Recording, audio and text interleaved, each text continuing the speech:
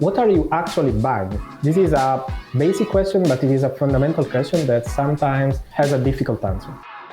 Welcome to the Contract Teardown Show from Law Insider, where legal experts tear down contracts from some of the most well-known companies and high-profile executives around the world.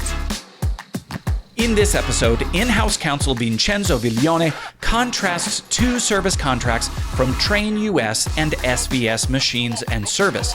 As Vincenzo says, what these service agreements lack in sexiness, they make up for in frequency. He uses a three-part framework to compare two agreements and, as client's counsel, choose the best from among them. So, let's tear it down. Hey everybody, welcome back to the Contract Teardown Show from Law Insider. I'm Mike Whalen. The purpose of the show is exactly what it sounds like. We take documents and we beat them up. We are generally pretty mean to them. Sometimes we're nice. I'm hanging here with my buddy Vincenzo. How are you today, sir? Quite well. How are you, Mike? I am pretty good. My wife got in from a flight yesterday at 4 a.m. So actually, I am operating on 2 Monster energy drinks right now. So this could be the most interesting interview we've ever done. Today, guys, we are talking about a couple of documents. I think this is a really interesting context. Let me show you these two documents. They're both service agreements. In two different contexts, and we're going to sort of compare the two. Vincenzo's got some ideas about how we can compare the two. So, Vincenzo, let me jump over to you. What are these two documents? Why do we care about them? Why are we bringing them up in this conversation on the Contract Teardown Show? Yeah, so these are two service agreements, as you said. Notably, they are two maintenance service agreements. Now, they might not be as prestigious as other contracts that, I'm a fan of the Contract Teardown Show. I watched all the episodes. So they will not as prestigious as the Microsoft agreements or other contracts that you have worked on in the past in this show. But they are, they are archetypes of a type of contract, the service contract that virtually any company will need. So it might be interesting almost for everybody, and that's why I believe they are interesting. With my background, I think I mentioned this before, I'd worked in logistics before I went to law school. And for me, these are the kinds of contracts that people actually use on a day-to-day basis. And where a lot of trouble I'm in our experience in litigation, these are the kinds of contracts that really tend to come up a lot. So I appreciate you bringing these. We'll dig into them. Before we do, tell me about you. Tell me about your background. What brings you to this? What's your perspective on these documents? Oh, yeah. So I'm legal counsel in Malexis. It's a multinational corporation in the area of semiconductors, or micros, integrated circuits, and so on. But before that, I really worked as purchasing lawyer. So I was lawyer in and only for the purchasing department of another big company. And it is there where I developed my passion for purchasing law, if we can say that something like that exists. And so I started really thinking about the issues that this area can create, not only to lawyers, but also and especially to my business partners, so the buyers, category managers, purchasing manager, whatever you want to call them, these guys. And so what we are doing today, apart from tearing down these contracts, we are also tearing down the purchasing process more generally. So I believe it will be interesting. Perfect. And nobody's judging your passions, okay? This is a group of nerds, and Italian love is inscrutable. And I would point out that, and we'll include the link in the show notes over on the blog, you had written an article about adding value, legal value, through purchases, through procurement, and we're going to put that in there. So in the background is sort of this detailed academic look at that, but we're going to, as we do on the show, execute that through talking about these particular documents. So let's get started. I'm going to let you lead the way a little bit. When you're looking at documents like this, right now we're comparing to, but if I'm a lawyer and I'm facing this kind of document, where do I get started if I'm making decisions around documents like this? Well, I believe that 3 areas are fundamental. The scope of your contract, So what is the result? What are you actually buying? This is a basic question, but it is a fundamental question that sometimes has a difficult answer. What is in the contract? So what is included in the price that you are about to pay and what is not? And of course, liability, something that it's relevant, it's interesting for, I believe, almost every contract. But I think that our journey together today, but also in reality, in practice, doesn't start from the contract, but it starts much earlier. It starts from what I call the terms of reference. So if the buyer comes to me and says, hey, Vincenzo, we need these maintenance services. This is the contractor that we chose. This is the contract that it sent us. And, we need to sign it in 2 weeks. The joke I make is like, okay, not even a good lawyer could help you today. So that's because, and I mean, it's joke only to up to a certain extent, because really when you have already made your choice, it's very difficult to negotiate. So you need to start from a position of strength, and which means that my business partner, the buyer, has to come to me much earlier in the process. When you, as a business partner, decide, okay, I need maintenance services. So you come to me, we start brainstorming, and you might ask me the same question, the very question that you just asked me. So as a buyer, you will ask me, okay, Vincenzo, now I'm going to scout the market. What should I pay attention to? And I will tell you these 3 points. And we will draft our terms of reference, such as an ideal, let's say, an ideal contract. And then we will compare the offers that you will get in the market. And we will see how far from our ideal they are. So let's start maybe from the terms of reference. And as you can see, we have in this little table that we prepared, we have the 3 issues that we just discussed. And let's think together what will be the ideal setup. What are we looking for in a contract? So labor-based result. Let's dig in. This is the very content of the contract. So of course, as a lawyer, we know that obligations, especially of a service provider, can be classified into 2 categories. So you have obligation of means and obligation versus obligation of results. So obligation of means your contractor will do the tasks that are listed in the contract. And then whatever happens. I mean, you can, if you benefit from that, all the better. But if you don't achieve your result, it's not your contract. Hey everybody, I'm Mike Whalen. I hope you're enjoying this episode of the Contract Teardown Show. Real quick, I want to ask you to do me/you really a quick favor. Look down below. You'll see a discount code to join the Law Insider Premium subscription. When you do that, you get access to more content like this. You'll see webinars, daily tips on contract drafting, not to mention access to the world's largest database of sample contracts and clauses. It will help you write better contracts faster. If you want to do it right now, there's a code below, so get there. Also, if you're part of a larger team, if you're in-house or in a law firm, just email us. We're at sales@lawinsider.com. We'll make sure you get a deal as well. Come join us in the community. The code is below. Let's get back to the show. Right, and let me clarify real quick. When you're using the terms labor versus result, you're talking about the difference between inputs and outputs, right? Like if in a contract there's work to be done, but then there's also what we're after, right? And so because you're in this idealized design stage, you're able to say, well, I want to know what the result is that I'm getting. The work is the way to get to it. Am I understanding that distinction right?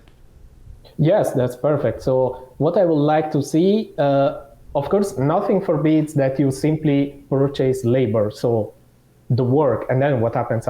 It's a strategy. It's not illegal. It's just a strategy. But your purchasing partner, your buyer buddy, should be aware of what he's purchasing. Otherwise, there might be unpleasant surprises. So the ideal for me is purchasing a certain result. My contractor is an expert in their field, in this case maintenance, so I want to purchase a certain result rather than their time and their activity. What's in the contract? Now, it's mainly a technical and business decision. So as long as it is clear, crystal clear, and then it is also some work to do, because often technical people, business people, maybe what they write is clear in their mind, but not on paper. So there is also some work to do there. But as long as it is clear, it's a business decision. It's a technical decision. And then liability. Now, I know that as lawyers, we would like to see something like, the contractor will take any and every liability. If something bad happens, you can charge them millions and millions until they go bankrupt. But this is not what happens in reality. It's not reasonable. It's not a reasonable expectation, let's say. So what I would like to see is at least that they take responsibility for what they do. They correct their mistakes if they make mistakes, for free, of course, free of charge. And then there's some compensation, at least for the material damages. If you break my machine, at least up to a certain liability cap, you should pay for it. Perfect. So setting the stage, right? As you said, we're doing this. There's a book by a guy named Russ Akoff called Idealized Design, and he talks about how he used these kinds of principles when he was at AT&T by accident a lot. It's actually a really cool story you can find on YouTube. But the point is, he is going through and just throwing Post-it notes up on the wall, right? Of like, this is what I want to get out of this. If I had to start from zero, he uses these principles. So you're doing this, which I like, as a counselor. You're not letting the document lead you and just pinging back and forth with the document. You're leading with what you want out of this thing. So we'll pivot over to two actual documents and say, assuming we've done this first step of what we want from inputs versus outputs, what is the purpose of the document? How is the liability going to be divided up in a document? I would love. Let's talk about these two particular documents. Set the stage for me a little bit about what these two documents are. I know they're different, but to your point, there's enough similarities to say that these are universal considerations. Yes, indeed. So the subject matter of these two, they are both maintenance contracts. So let's say they are in the same playing field, but the subject matter is very different, which I believe is also interesting. I chose them for this reason, because it shows that these concerns are universal. So it's something that can be really interesting for everyone. Perfect. And let's see, the first one is an HVAC systems scheduled service agreement, and the other one, the other one is like a machinery service agreement. Is that right? Production equipment, yes. Awesome. Okay, so let's go through them. And you had mentioned if we're digging into the difference between inputs and outputs, what are you seeing in these two different documents? Do you like one of them better than the other in terms of focus on inputs versus outputs? Yeah, so if we start from the first point, so inputs versus outputs, labor versus result, and we first pay attention to contract A, we see that in the very first pages, you see a nice executive summary and a scope of service section. This is it's a very smart drafting indeed, because this catches the attention of the business person, of the buyer, of the technical person. And if I read this section, I really think that, they are promising certain results here, because they say, you can save up to 18% of your budget with us. They also say you can prevent unplanned downtime. This is very interesting, and these are results. This is what I was talking about. But if we then go and we check the fine print, so the real terms and conditions, what we see in the section performance, you see that actually what's the content of the performance that this contractor is promising to you is that they will perform the services in accordance with industry standards and generally applicable in the state or province where the services are provided. And by the way, this is peculiar, so why your service changes depending on the place. If I'm providing the services in, I don't know, Guatemala, with all the due respect to Guatemalan people, so you can have a lower threshold of. So okay, but this is not the point. So the point is that you see their promise, the content of the contract is the performance of the services. You don't see any promise, any result. They don't tell you will achieve at least 12% saving. Conversely, if we look at the other contracts, so contract B, and we look at section 4, you see that you have actually a promise of result. Because they are promising you a certain availability time. So they are telling you, with our services, you will be able to use your machine for a certain period of time.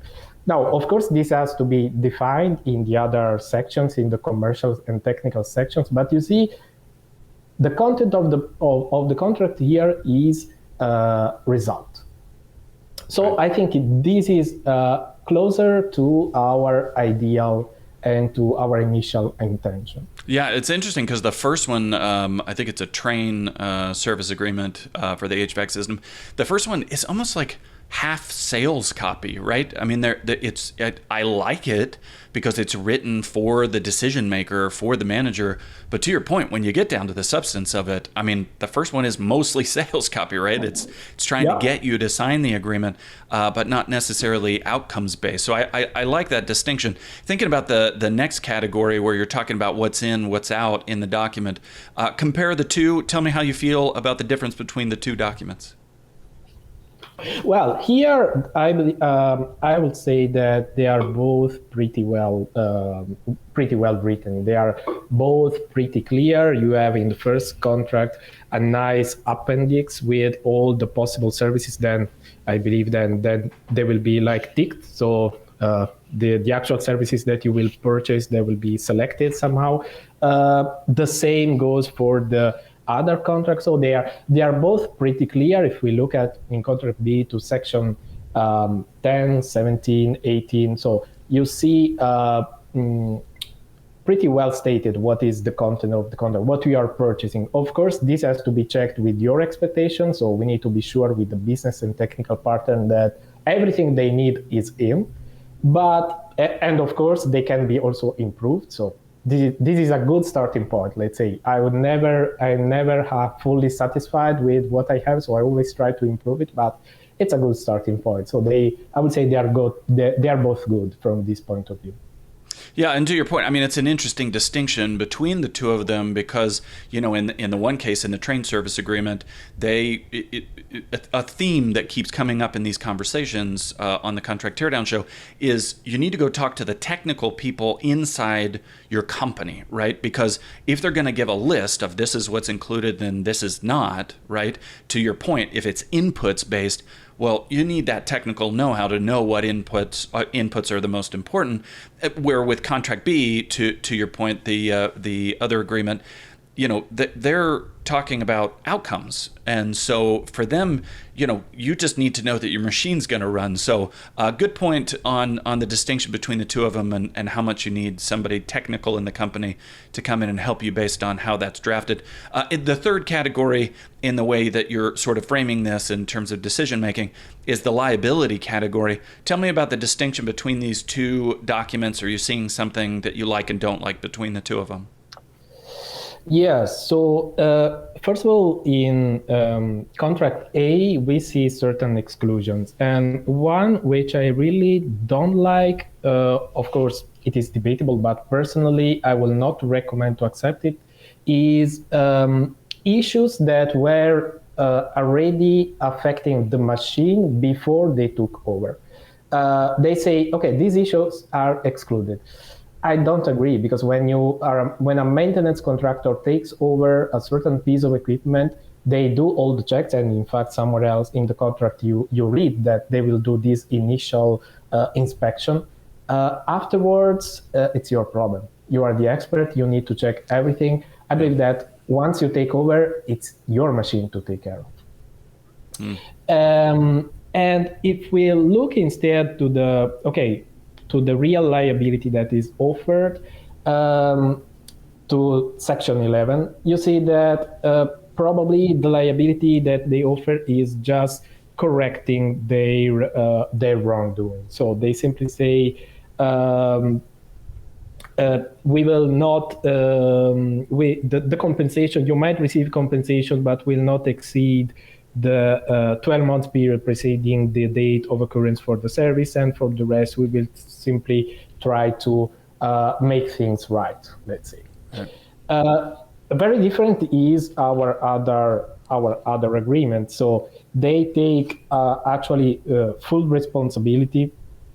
And they will even, apart from, of course, the usual suspects, so they will not be liable for loss of production, loss of profits, and consequential losses, which, if you remember our terms of reference, I never for a second believed that they were possible. So I will never think of a contractor, service maintenance contractor, which you pay probably $10 per hour, $17 per hour, depending on how skilled they are. It's not possible, it's not feasible that they will take over loss of production, so right. Maybe millions in liability. So they take on all the responsibility and the accountability that I would like to see.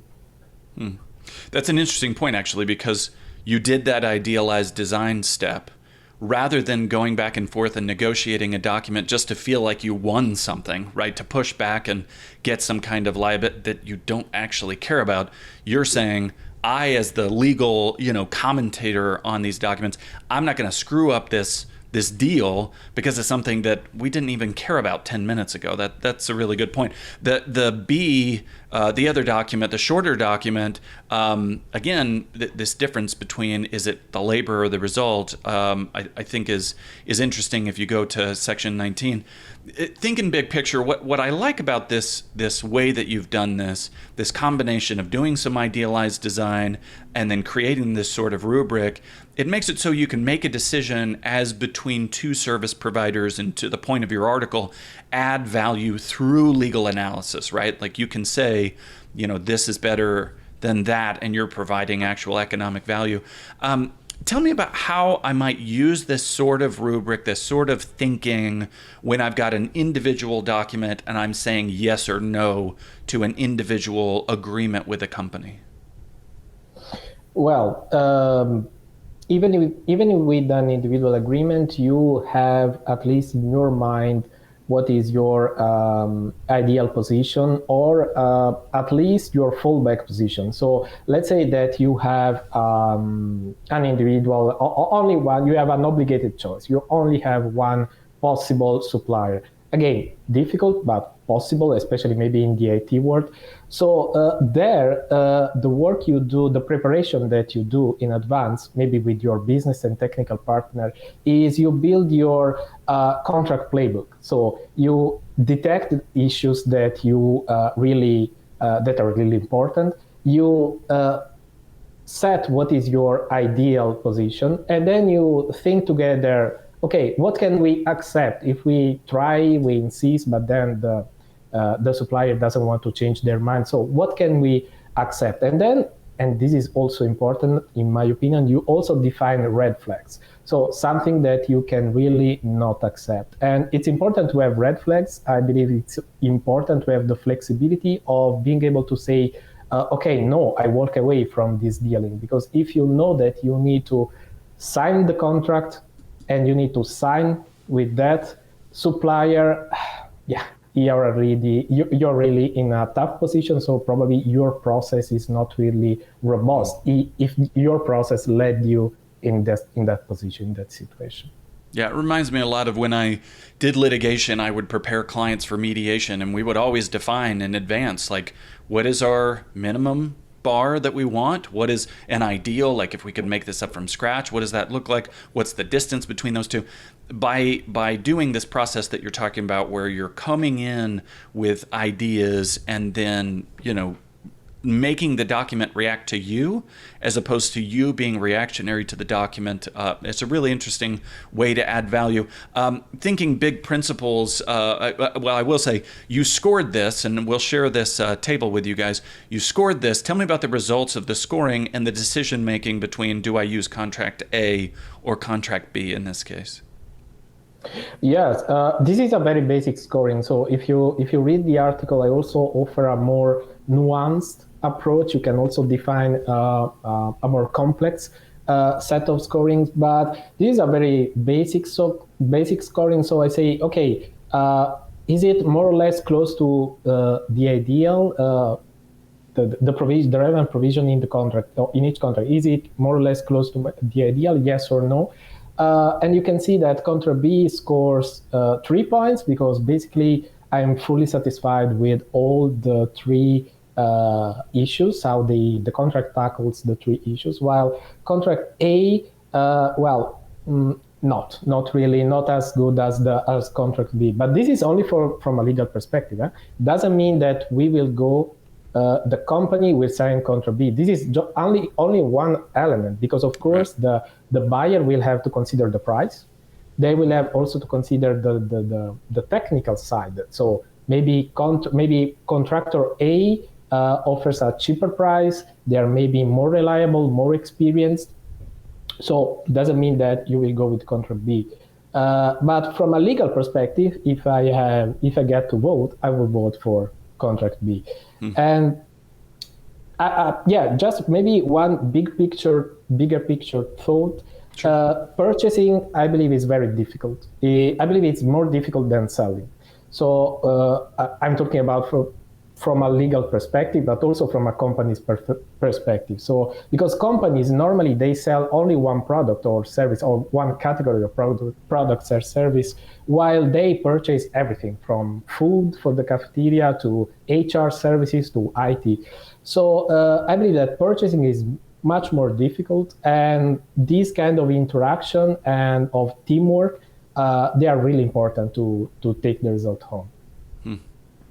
Awesome. Well, I appreciate that. And like I mentioned, we will definitely include a link to the article you wrote about adding value, legal value to the company through procurement processes and analyzing those. If people want to reach out to you, contact you directly to talk about your work, about these issues of procurement, what's the best way to connect with you? They can connect with me on LinkedIn or via email. So we can share the v.viglione at live.it. So we can share the email, and I'm happy to discuss. Maybe people don't see things eye to eye, and it might be an interesting discussion. Yes, I want to see the throwdown between two LinkedIn buddies about the drama of procurement contracts. Vincenzo, thank you for the time. Thank all of you for watching the Contract Teardown Show. Remember, you guys can find information about this episode and every other episode over at lawinsider.com/resources. Also, if you want to be like my buddy Vincenzo here and come beat up a document, just email us. We're at community@lawinsider.com. Thank you again, Vincenzo. We will see you guys next time.